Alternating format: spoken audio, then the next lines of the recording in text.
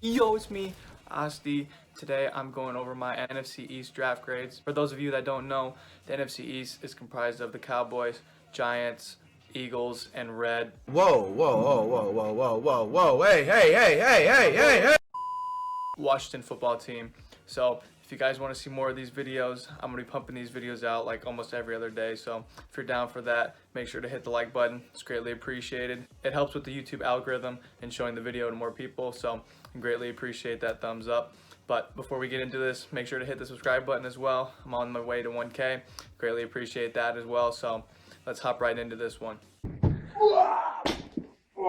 First up, the Philadelphia Eagles.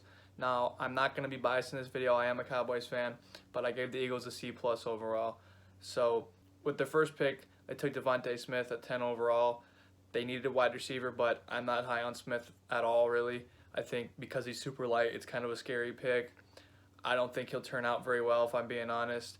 Didn't like this pick very much. And the second, they took Landon Dickerson, who I really like. It's just he has some injury concerns as well.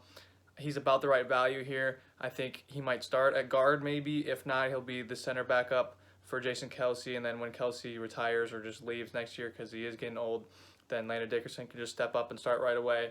I thought it was a solid pick, but he does have concerns kind of like Devontae Smith. And in the third round, Milton Williams. I didn't really like this pick much. I think they could have used a defensive tackle, but I thought Milton Williams was a bit of a reach here. He is a little bit of a boom-bust pick for me. She call me Mr. Boombastic. He has potential, but he is a project at the same time. So, in the fourth, they took Zach McPherson.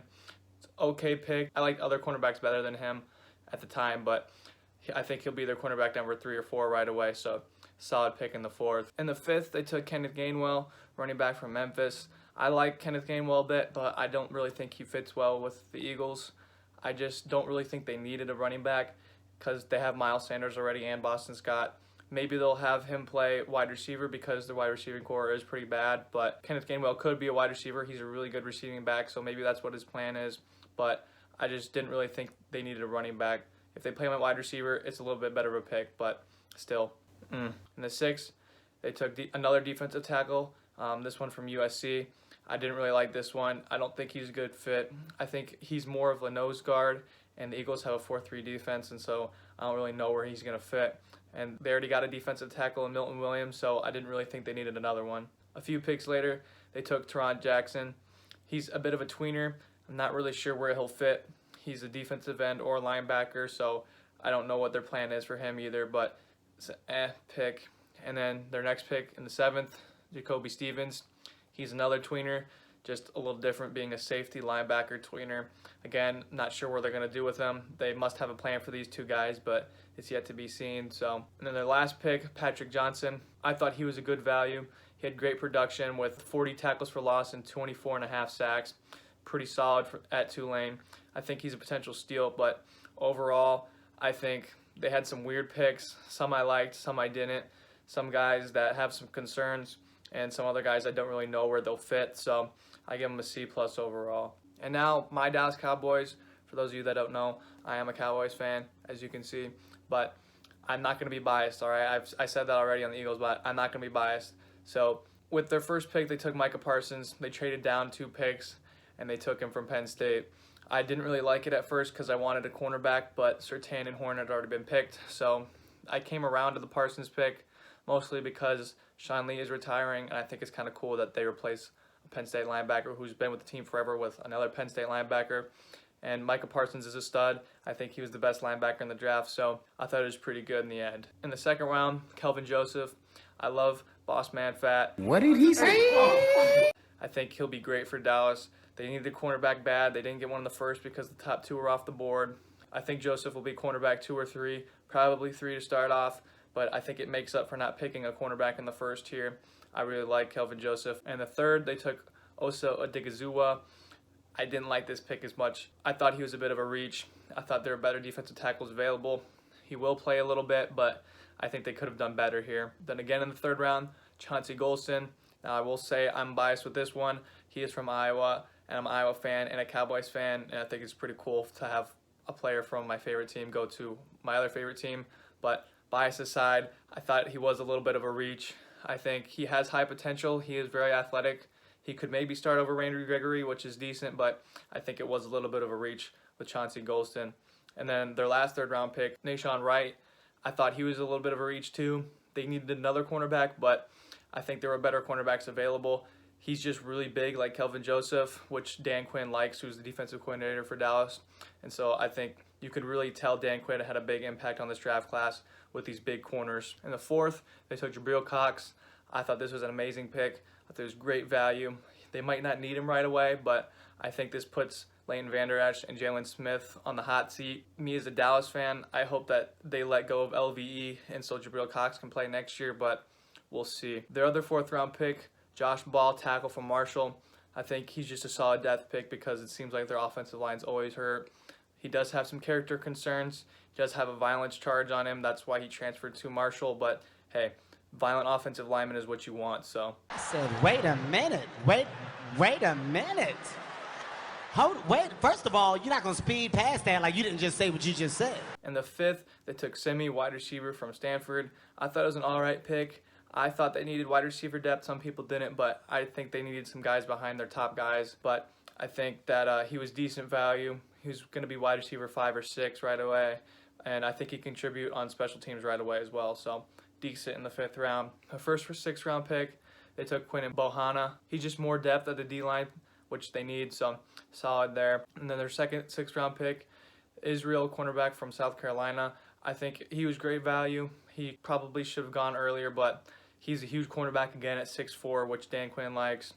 I just wish we got the other cornerback from South Carolina and J.C. Horn, but he'll do for now. So in the 7th, they took Matt Farknoik from Nebraska. First of all, Nebraska. Oh!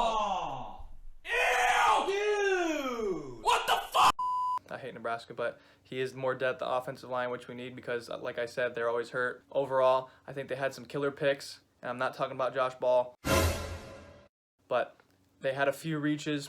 Their defense was really bad last year, and they addressed it here. They drafted a lot of defensive players in this draft, and I think they needed to, so I give them a B overall. Now the Washington football team, I gave them a B-. In the first round, they took Jamin Davis. I thought he was a pretty good pick, super fast linebacker, and they needed linebacker. They had him as their best defensive player in the draft, which I don't know about that, but I think he's a solid fit in Washington. I think they'll start right away, so solid pick in the first round. In the second, they took Sam Cosmi, who I liked. I think he'll start by the end of the year, if not right away. I think he was good value because he was a borderline first rounder in my opinion, so another solid pick. Then the third, they took Benjamin St. Juste. I didn't really like this as much. Yeah, he'll be cornerback 3 or 4 right away, but I thought there were better cornerbacks available. He does have potential, and he does have a really good frame, so maybe he'll turn into something there. And then the third, they took Diami Brown, wide receiver from North Carolina. I thought it was a decent pick, about right value. I think he'll be wide receiver 4 for them, which is solid in the third round. I think he could make some plays just coming in as the wide receiver 4. So, and then the fourth, John Bates, tight end from Boise State. I thought this was kind of a brutal pick. I don't really think he should have been drafted. I thought he was a pretty big reach picking him in the 4th round. Well, let's be nice. Yeah. Let's be nice. We don't have to go there. I mean, you're not wrong, but you didn't have to say it. I mean, good Lord. But they needed a tight end, but I thought there were way better guys available. So in the 5th, took Derek Forrest. I personally haven't heard of this guy. They needed a safety, I guess, but he's probably going to be a 3rd string, which isn't the best.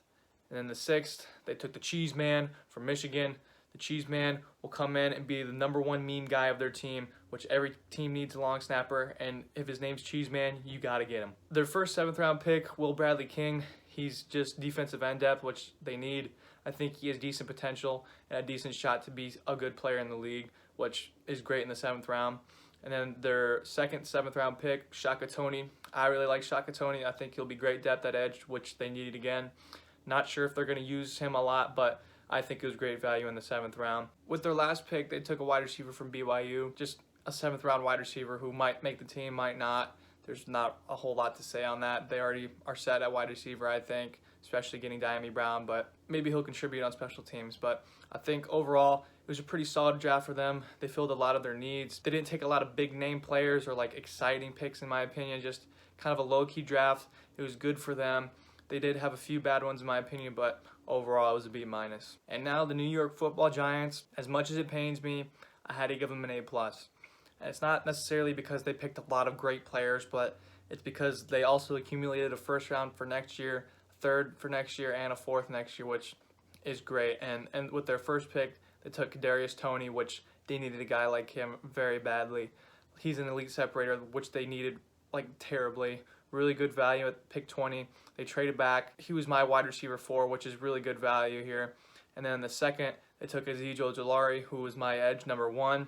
They finally stopped his fall. I thought it was amazing value. He does have injury concerns, that's why he fell, but they needed edge very badly, and they filled it with the best one, in my opinion. Then the third, Aaron Robinson. I thought he was a late first to early second round guy, and they got him in the third, which is great value. So I really liked him as a player, and I really liked this pick for them. I think he'll be cornerback number 3 or 4 right away. And then the fourth, Ellerson Smith from UNI.